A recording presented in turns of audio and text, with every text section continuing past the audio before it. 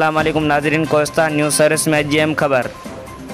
थाणो बुलाखन में समाजी तंजीम अल मेहरान ऐं गस्टा थाणो बुलाखन पारां ज़िले के तइलीमी माहिर उस्ताद ऐं तारीख़दान मंज़ूर अहमद पंवर जी रिटायर थियण के मौके ते संदसि ख़िदमतन के बेटा पेश करण लाइ हिकु तक़रीब थी गुज़री, जंहिंमें डायरेक्टर तइलीम हैदराबाद रीजन सैयद रसूल बख्शा ख़ासि महिमान की हैसियत सां शिरकत कई। उन मौके ते सैयद रसूल बख्शा गस्टा सिंध के सदर हाजी अशरफ खासकेली, डिप्टी डायरेक्टर ज़ैनुल आबदीन लिगारी, अल मेहरान के सरवान मोहम्मद हसीन खासकेली, गस्टा अगवान मोहम्मद मिठल खासकेली, अल्लाह बख्श सोलंगी, पीटीआई अफज़ल जामशोरे के सदर मोहम्मद बचल खासकेली, नूर हसन अबड़ो, मोहम्मद हनीफ खासकेली मंजूर अहमद पंवर के बेटा पेश कंदे चयो त पंवर जा केतरा ही रूप आहिनि। हुन पंहिंजे ॻोठ में तइलीम हासिल करे माण्हुनि खे इल्म सां रोशनास करायो।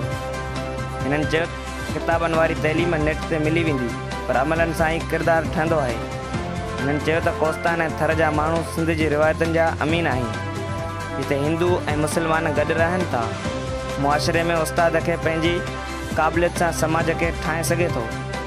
हिननि चयो त कहिड़ा बि मसइला हुजनि, पर ॿारनि खां तइलीम जो हक़ खसणु न ॾींदासीं।